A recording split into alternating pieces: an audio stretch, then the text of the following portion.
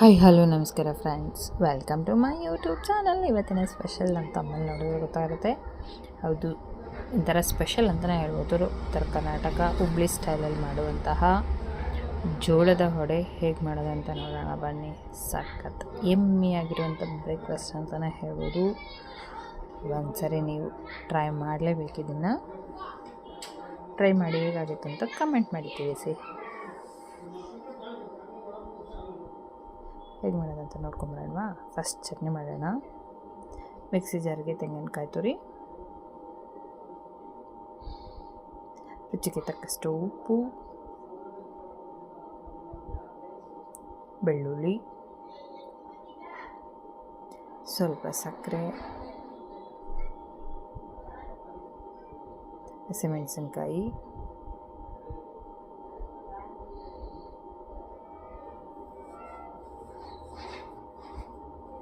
ಕೊತ್ತಂಬರಿ ಸೊಪ್ಪು.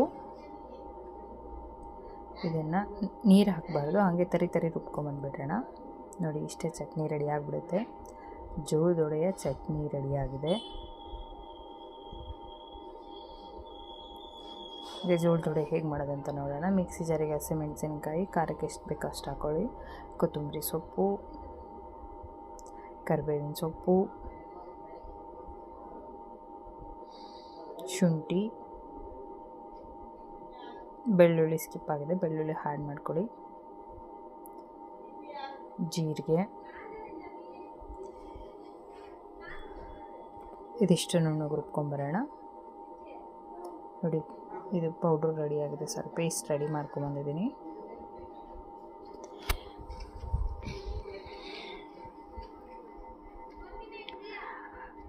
ಒಂದು ಬೌಲಿಗೆ ಜೋಳದ ಹಿಟ್ಟು ಹಾಕೋತಿದ್ದೀನಿ. ಇವಾಗ ಜೋಳದ ಹಿಟ್ಟು, ಕಡಲೆ ಹಿಟ್ಟು, ಗೋಧಿ ಹಿಟ್ಟು. ಜೋಳದ ಹಿಟ್ಟು 3 ಕಪ್ ಆದರೆ ಕಡಲೆ ಹಿಟ್ಟು 1, ಗೋಧಿ ಹಿಟ್ಟು 1, ರುಚಿಗೆ ತಕ್ಕಷ್ಟು ಉಪ್ಪು, ಬಿಳಿ ಎಳ್ಳು, ಇವಾಗ ರುಬ್ಕೊಂಡಿರುವಂತಹ ಪೇಸ್ಟು. ಇನ್ನು ಸ್ವಲ್ಪ ನಿಮಗೆ ಜಾಸ್ತಿ ಸ್ವಲ್ಪ ಸ್ಟ್ರಾಂಗ್ ಬೇಕಂದರೆ ಇನ್ನೂ ಸ್ವಲ್ಪ ಹಸಿಮೆಣಸಿನ್ಕಾಯಿ, ಶುಂಠಿ, ಬೆಳ್ಳುಳ್ಳಿ ಎಲ್ಲ ಜಾಸ್ತಿ ಹಾಕ್ಕೊಳ್ಳಿ. ನಾನು ಸ್ವಲ್ಪ ಮೈಲ್ಡಾಗೆ ಮಾಡಿದ್ದೀನಿ. ಹುಡುಗರು ತಿನ್ನಲ್ಲ, ಇಲ್ಲ ಅಂದರೆ ಹಾಗಾಗಿ ಮೈಲ್ಡಾಗಿದೆ. ಬಟ್ ಟೇಸ್ಟ್ ಈಸ್ ಡಿಫ್ರೆಂಟ್ ಆಗಿದೆ, ಸಖತ್ತಾಗಿರುತ್ತೆ. ಒಂದು ಸರಿ ಟ್ರೈ ಮಾಡಬೇಕು. ಮಧ್ಯಾಹ್ನ ಲಂಚಿಗೋ ಅಥವಾ ಯಾರಾದರೂ ಗೆಸ್ಟ್ ಬಂದಾಗೋ ಇದನ್ನು ಮಾಡಿಕೊಡಿ, ಅವ್ರಿಗೂ ಖುಷಿಯಾಗಿ ತಿಂತಾರೆ. ಡಿಫ್ರೆಂಟಾಗಿರುತ್ತೆ. ಇವಾಗ ನೀರು ಹಾಕಿ ಕಲಿಸ್ಕೊಳ್ಳೋಣ. ಇದು ಎಷ್ಟು ನೆಂದರೂ ಅಷ್ಟು ಚೆನ್ನಾಗಿ ಬರ್ತವೆ ಪೂರಿ. ಬಟ್ ನೀವು ರಾತ್ರಿ ಕಲಸಿಟ್ಟು ಬೆಳಗ್ಗೆನೂ ಕೂಡ ಮಾಡ್ಕೋಬೋದು. ಈಸಿಯಾಗಿ ಆಗುತ್ತೆ, ಕೆಲಸ ಕೂಡ ಈಸಿ ಆಗುತ್ತೆ, ನಿಮಗೂ ಕೂಡ ಟೇಸ್ಟು ಕೂಡ ಸೂಪರಾಗಿ ಬರುತ್ತೆ. ಬಟ್ ನನಗೆ ರಾತ್ರಿ ಕಲಿಸ್ಕೊಳ್ಳೋಕೆ ಟೈಮ್ ಇರಲಿಲ್ಲ ಅಂತ ಬೆಳಗ್ಗೆನೇ ಕಲಿಸಿದ್ದೀನಿ. ನೋಡಿ, ಇಷ್ಟು ಪೂರಿ ಅದಕ್ಕೆ ಗಟ್ಟಿ ಕಲಿಸ್ಕೊಂಡಿದ್ದೀನಿ. ಇದನ್ನು ಚೆನ್ನಾಗಿ ಕಲಸಿ ನಾದಬೇಕು. ಇದನ್ನು ನಾದೋದ್ರಲ್ಲೇ ಇರೋದು ಇದ್ರದ್ದು ಟ್ರಿಕ್ಸ್.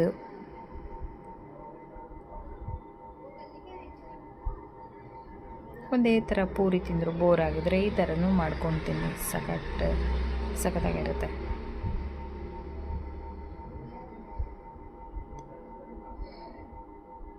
ಮಕ್ಕಳು ಕೂಡ ಖುಷಿಯಾಗಿ ತಿಂತಾರೆ. ಒಂಥರ ಡಿಫ್ರೆಂಟ್ ಆಗಿದೆಯಲ್ಲ ಪೂರಿ ಅಂತ.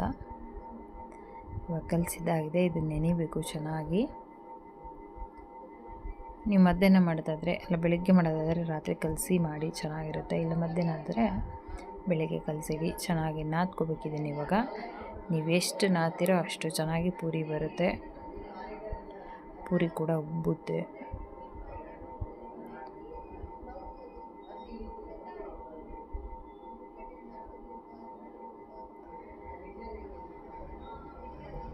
ನೋಡಿ, ಎಷ್ಟು ಸಾಫ್ಟ್ ಆಗುತ್ತೋ ಅಷ್ಟು ಚೆನ್ನಾಗಿ ಪೂರಿ ಬರುತ್ತೆ. ಇದು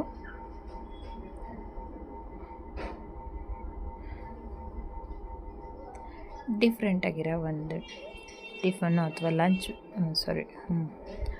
ಲಂಚ್ ಅಂತಲೇ ಹೇಳ್ಬೋದು.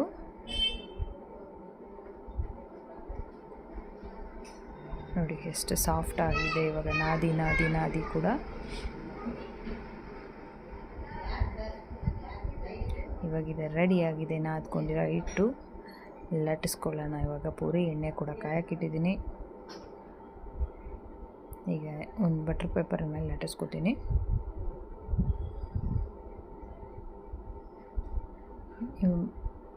ಹಿಟ್ಟಿಗೂ ಸ್ವಲ್ಪ ಬಿಳಿ ಎಳ್ಳು ಹಾಕ್ಕೊಂಡಿದ್ದೆ, ಮೇಲೆ ಕೂಡ ಹಾಕೋತೀನಿ. ಬೇಕಂದರೆ ಹಾಕೊಳ್ಳಿ, ಇಲ್ಲ ಅಂದರೆ ಏನಿಲ್ಲ. ಈ ರೀತಿ ಲಟ್ಟಿಸ್ಕೊಳ್ಳೋಣ. ಇವಾಗ ಪೂರಿನ ಎಣ್ಣೆ ಕೂಡ ಕಾದಿದೆ, ಎಣ್ಣೆಲ್ಲ ಹಾಕೊಳ್ಳೋಣ ಪೂರಿನ. ನೋಡಿ ಎಷ್ಟು ಚೆನ್ನಾಗಿ ಉಪ್ಕುತ್ತೆ ಪೂರಿ ಅಂದರೆ, ಸೂಪರಾಗಿ ಬರ್ತಾಯಿದೆ ಪೂರಿಗಳು ಮಾತ್ರ. 3-4 ತಿನ್ನೋರು 5-7-8 ತಿಂತಾರೆ, ಅಷ್ಟು ಟೇಸ್ಟ್. ನೋಡೋಕ್ಕೂ ಕೂಡ ಅಷ್ಟೇ ಚೆನ್ನಾಗಿ ಕಾಣಿಸ್ತಾ ಇದೆ, ಟೇಸ್ಟು ಅಷ್ಟೇ ಸೂಪರಾಗಿದೆ. ಕಾಯಿ ಚಟ್ನಿ ಮೊಸರು ಕಾಂಬಿನೇಷನ್ ಸೂಪರ್ ಅಂತಲೇ ಹೇಳ್ಬೋದು ಇದಕ್ಕೆ.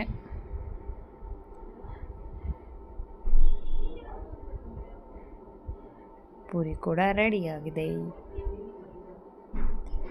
ಟೇಸ್ಟ್ ಮಾಡೋದೊಂದೇ ಬಾಕಿ ಇರೋದು. ಫ್ರೆಂಡ್ಸ್, ಈ ವಿಡಿಯೋ ಇಷ್ಟ ಆಗಿದೆಯಲ್ವಾ? ಇಷ್ಟ ಆಗಿದ್ಮೇಲೆ ಲೈಕ್ ಆ್ಯಂಡ್ ಕಮೆಂಟ್ ಮಾಡಲೇಬೇಕಲ್ವಾ? ನೀವು ಮಾಡ್ತೀರಲ್ವಾ? Thank you.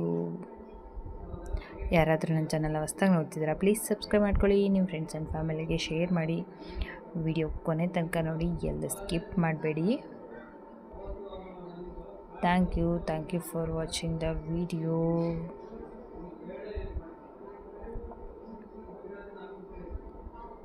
Thank you so much.